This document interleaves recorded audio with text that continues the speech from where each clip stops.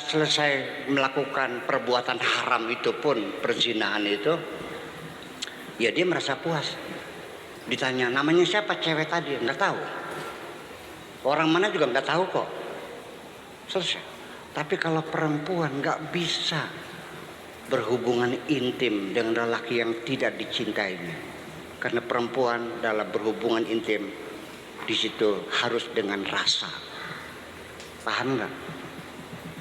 Nah, sedangkan pelacur itu dia mesti melayani lelaki yang tidak dicintainya. Bahkan kadang-kadang supir truk Jakarta Surabaya yang seminggu belum pernah mandi. Kayak apa bawa perengusnya. Tapi dia terpaksa melayaninya juga. Dia menyerahkan dirinya hanya untuk mencari uang sesuap nasi. Berarti ketika dia melayani lelaki yang tidak dicintainya, itu berarti dia memperkosa perasaannya sendiri. Sehari 2-3 kali dia memperkosa perasaan sendiri. Ya, dari situlah maka terjadi disorder. Apakah itu bipolar, apakah itu depresi seperti biasa. Tapi kalau sudah mulai di situ dia tidak bisa mengendalikan emosinya, ya emosinya meledak-ledak. Kadang-kadang baru saja tertawa terbahak-bahak, lalu tiba-tiba dia menangis menjerit-jerit. Kalau sudah lagi kecewa, kepalanya dibenturkan ke tembok, nutup pintu juga dibanting, ya piring juga dilemparkan. Nah itu sudah bipolar. Ya, karena dia bipolar itu dua kutub. Artinya dalam bahasa Arabnya sunaiyul qutbi, dua kutub yang bergeser. Jadi artinya maka menjadi molak-malik jadinya itu. Nah itu, dan juga depresi, merasa kecewa, merasa sakit hati dan sebagainya.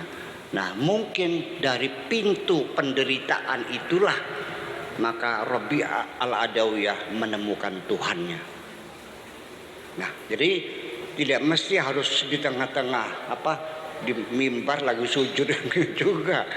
Ya prosesnya seperti itu. Jadi nggak usah kamu pikirin, jangan dikait-kaitkan dengan amal perbuatanmu, dengan kesolehan-kesolehanmu. Sebab apa yang kau anggap kesolehan yang kamu catat sebagai pahala-pahala, ya. Dan saya sangat kecewa ketika para mubalik di mimbar itu selalu isi ceramahnya menghitung pahala terus. Baca ini pahalanya sekian, baca qul 3 kali pahalanya sama dengan baca Quran. Mencium istri mencium suami sama dengan mencium Hajar Aswad 40 kali. Apabila seorang istri rela dimadu, tidak menuntut cerai kepada suaminya, ketika suaminya kawin lagi diikhlaskan, maka pintu surga dibuka lebar. Ibu bodok ngono.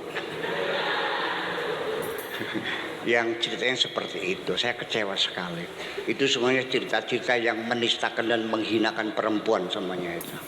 Nggak tahu perempuannya merasa dihinakan nggak begitu tuh? Iya. Sampai dibilang bahwa perempuan itu adalah ranjau-ranjau setan. Perempuan itu adalah sumber kemaksiatan, sinting semuanya itu. Kalau perempuan ranjau setan, laki-lakinya apa? Ya setan jiranya. Ya itulah kira-kira semacam itu. Nah ini semuanya terjadi bermacam-macam. Dari kesenian, dari keindahan, dari ya Nabi Dawud juga ya dia mengenal Tuhan dari musiknya. Ya Nabi Sulaiman juga dari pertapaannya sama. Dia mengenal Tuhan itu dari pertapaannya. Ya sampai tinggal tulang dan kulit saja kok. Apa kata Nabi Sulaiman? Rabbi firli, ya Allah ampunilah aku, wahabli min ladunka mulkan, berilah aku satu kerajaan, la yambaghi li ahadim min ba'di, jangan ada yang melebihi. Artinya raja terkaya sealam dunia yang tidak boleh ada yang lebih kaya dari aku. Itu doa kurang ajar sebetulnya mah. Iya, tapi Allah tidak melihat itu, kesungguhan hati seseorang meminta. iya kan? Dan juga tidak dalam keadaan seperti kalian perutnya buncit, ya, badoga tulungnya black. Iya, Nabi Sulaiman itu berdoa semacam itu, sudah tinggal tulang dan kulit. Ancamannya kalau tidak dikabul masih mending mati nih besisan. Kalau kamu bisa berdoa seperti itu, kalau tidak dikabul aku mati aja dah. Dikabul kok. Iya. Kamu doa jajal. Saya kasih doa.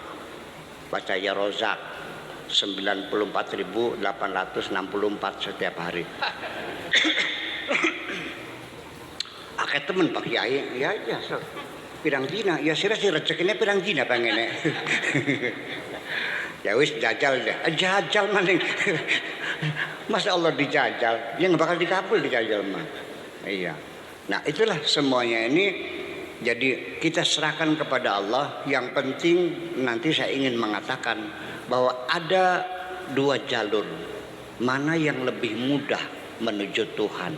Apakah seremonial? Apakah sosial? Ternyata jalan yang lebih mulus, lebih cepat adalah ibadah sosial. Saya tidak membanggakan orang yang tiap tahun umroh. Saya tidak mengagumi orang yang tiap tahun naik haji. Iya, bolak-balik Safa Marwah, muter-muter tawaf di sekitar Ka'bah. Saya tidak bangga. Saya lebih bangga kepada orang yang tawaf mengelilingi rumah orang-orang miskin untuk ngasih makan mereka.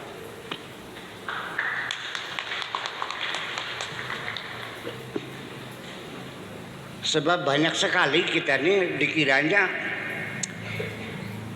suatu ketika nanti besok di akhirat ada orang yang mencari Tuhan kemana-mana, dipanglo, artinya dipersalahkan.